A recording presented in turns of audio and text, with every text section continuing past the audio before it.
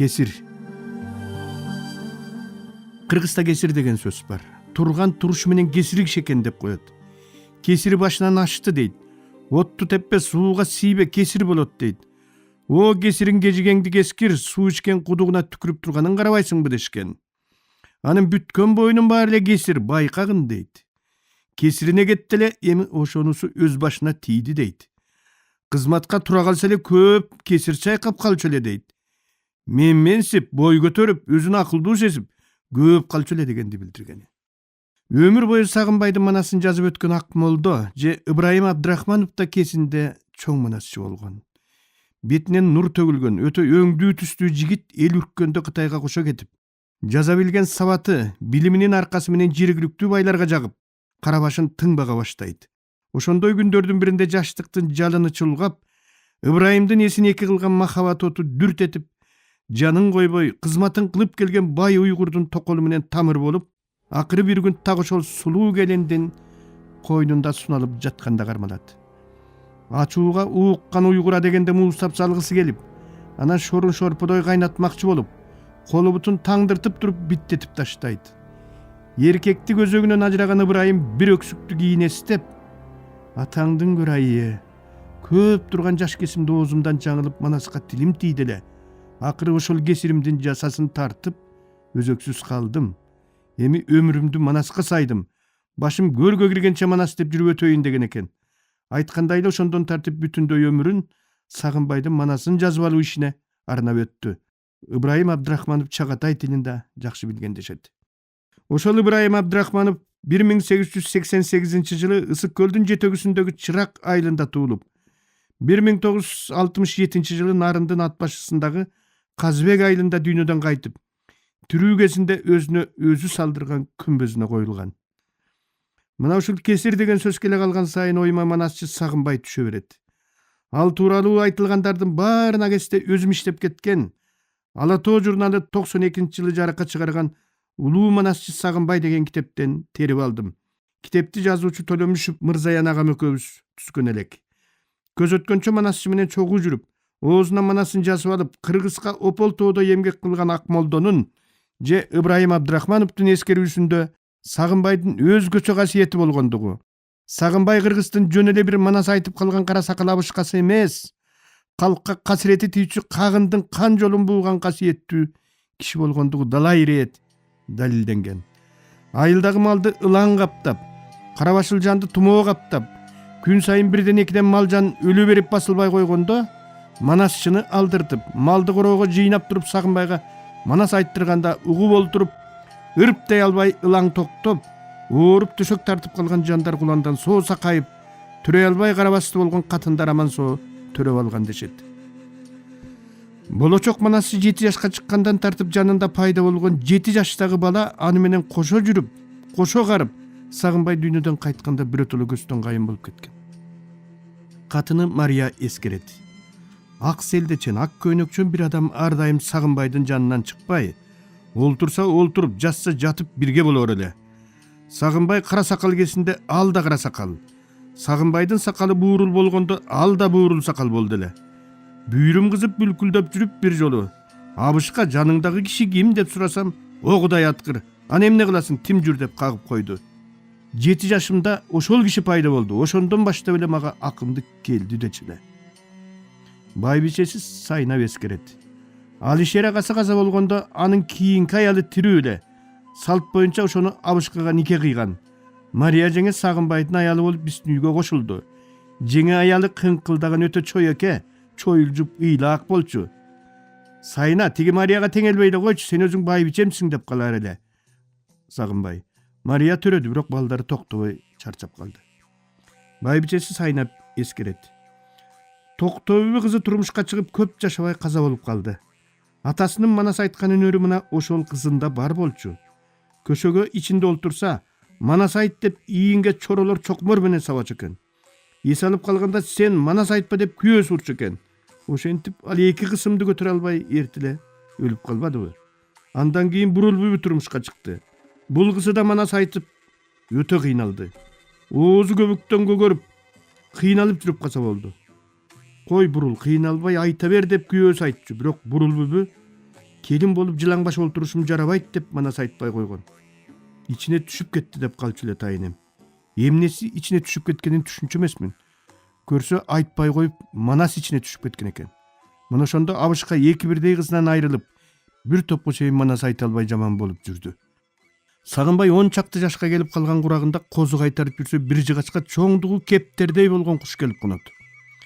Кызыгып кармап алайын десе такыр карматпайт. Сагынбай кап жазып калдым дейт. Куш да кап жазып калдым деп дал Сагынбайдын үнү менен кайталайт.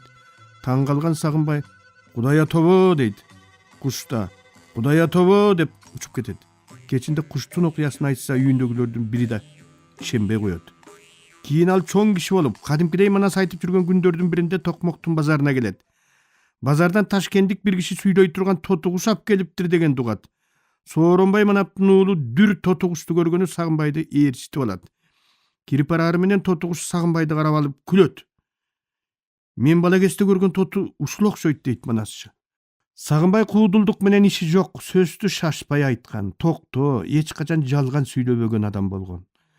Манас жасылып жаткан кезде ар күнү түш көрүп, баланча жери жастын болуп калыптыр деп кайра жастырар эле. Алмамбетти жазып жатканда Сакемдин түшүнө Алмамбет кирген. Эрте сал. Алмамбет кысыл чийкил жигит экен. Кашы кытайча чийилген, көзү бакыракай, үстүнө кийген ичик кызылаңдын терисинен экен. Аргылынын жоондугу чийдей бар. Манастын колунун нарындагы бети каранын талаасында Бейжиңге жөнөп жатыптыр. Тиккен чатырлары ак экен деди. Кытайдын Улуучат деген жеринде жашап өткөн чоң Манасчы Эшматтын эскергени. Жүсүп Сагынбай мен Эшмат үшөөбүз жомок үйрөнөбүз деп Жапыйдын уулу Тыныбектин балтасын чаап, жылкысын багып, калтасын кагып 4 жыл жүрдүк. Сыртели Сагынбайды, Черегели Жүсүп жомок айттырып жүрүп жомокча тандырды. Биздин чоң багыш анда иш менен кери жок, менин атым чыкпай калды деген экен. Сагынбай бир жолу Назар менен Нармантай, Келдибек, Балык, Тыныбек баарысынан байкасам артык билет Акылбек деп. Болжол менен 1840-жылдары жарык дүйнөгө келген Акылбек Манасчыны өтө жогору баалаган экен. Акылбектин ашкере талантын жогору баалаган дагы бир улуу Манасчы Саякбай Каралаев. Акылбекке кезиктим. 9 баласы. Жакшы байбичеси өлүп, өзү 80-дин 5-6-сына барып калган кез экен. Ошондо да кебелбей Манас айтып турду кайран киши деп келип, Акылбектин айтуусунда Алмамбет менен Чубактын жол талашкан жерине мындай саптарды келтирди. Ойлосоң боло, ой Чубак, олоңдогон кысталак. Каалап билдим дилиңди, калжырайсың жөнү жок. Кан кылгын дедим кимиңди. Караалдуу Манас болбосо кагар элем сени мен капкайда каткан жиниңди. Мен талак кылдым артымды, таштап келдим калкымды.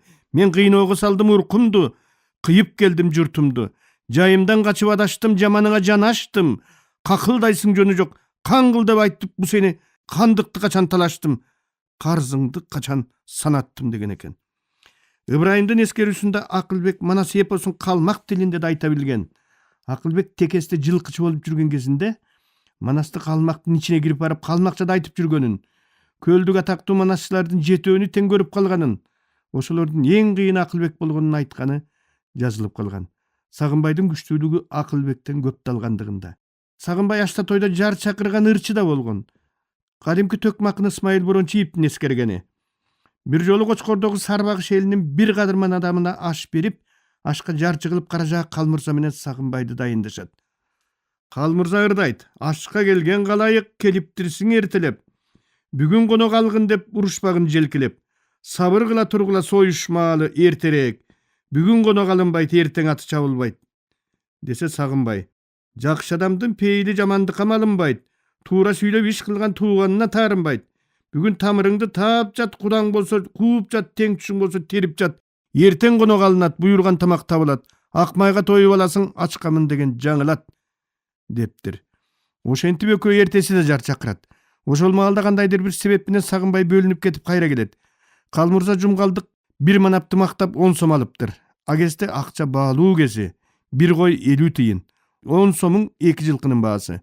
Калмырза кайтып келген Сагынбайга: 10 сом алдым олжого манабын мактап жумгалдын. Оозуңдун жок салуусу, ошондон сен куру калдың десе, Сагынбай: чалгынга чоңу баруучу, чабалы үйдө калуучу, соорунга чоңу баруучу, сонунда олжо табуучу, Soldoy үйde қалғаны соғатқа теңін алуучу деп ырдап 10 сомдун 5 сомун алган экен.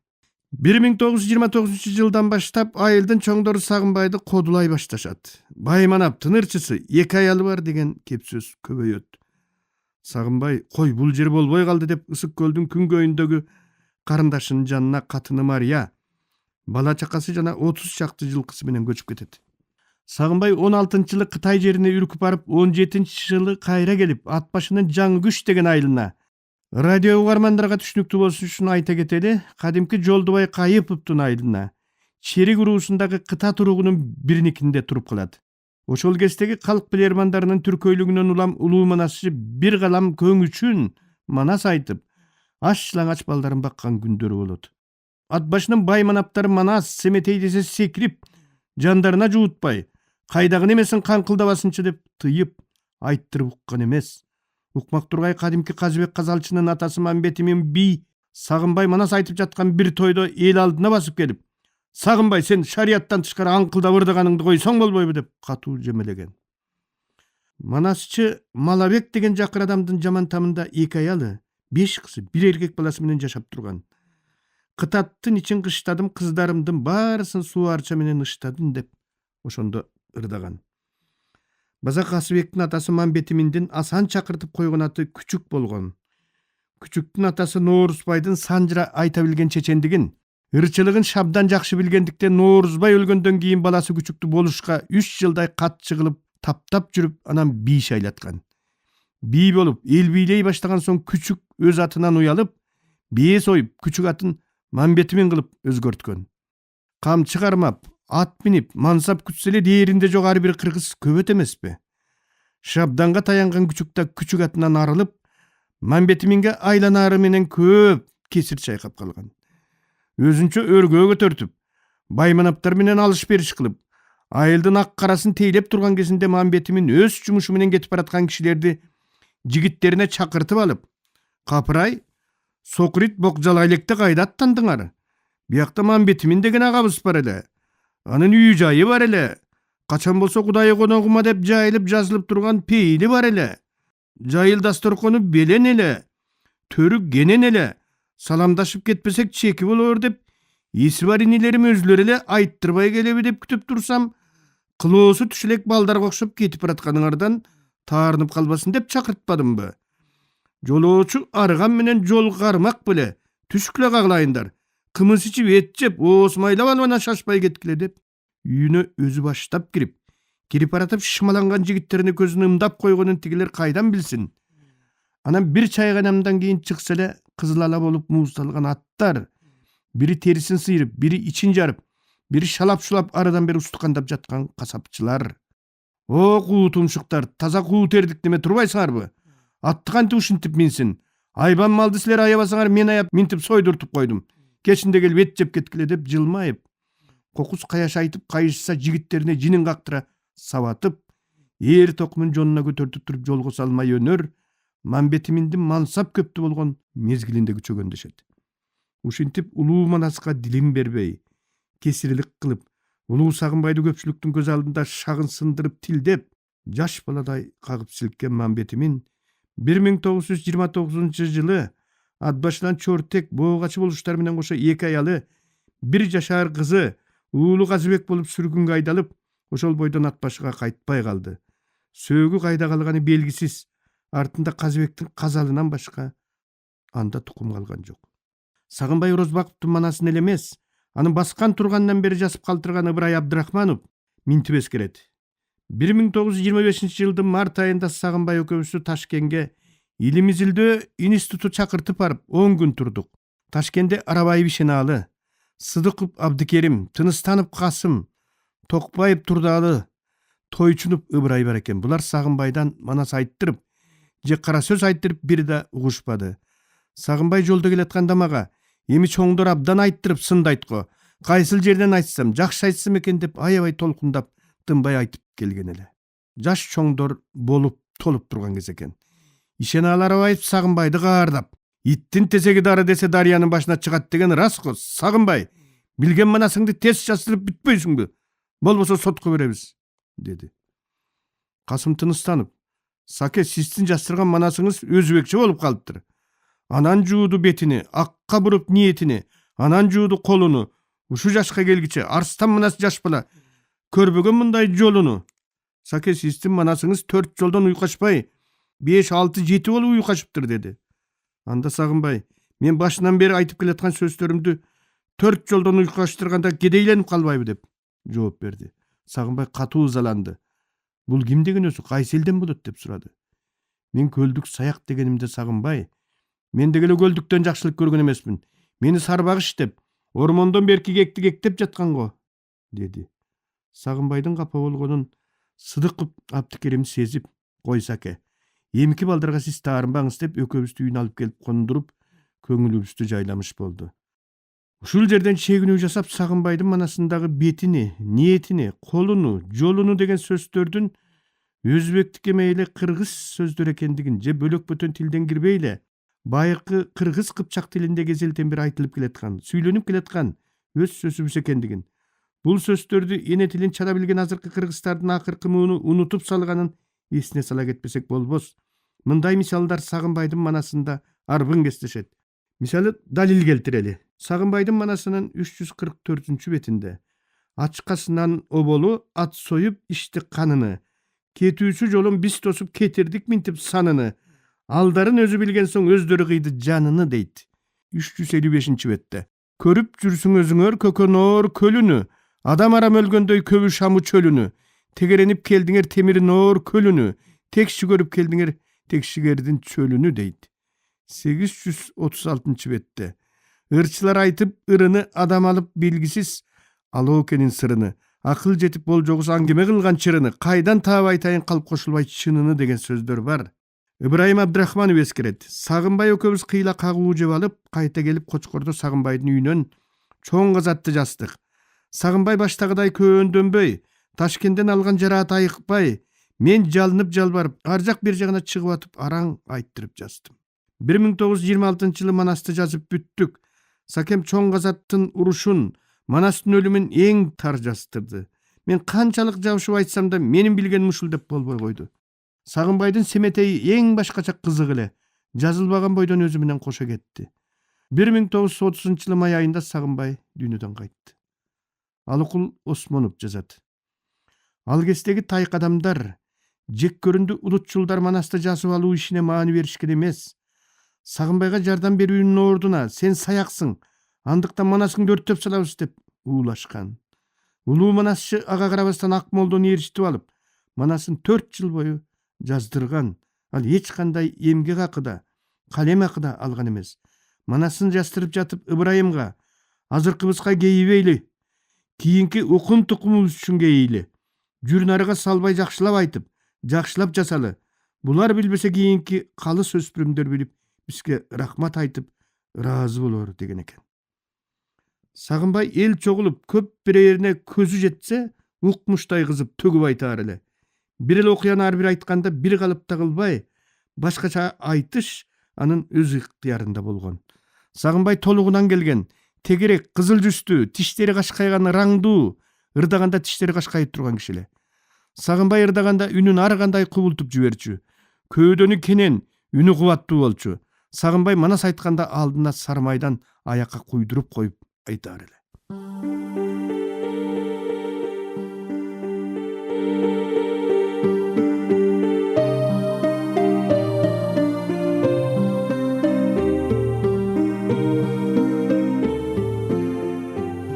Сиздер, урматтуу радио угуучулар, Кыргыз Республикасынын эл акыны, Токтогул атындагы мамлекеттик сыйлыктын лауреаты Шайлообек Дүйшеевдин Агындылар аттуу китебинен автордун көркөм окуусунда улантып уктуңуздар.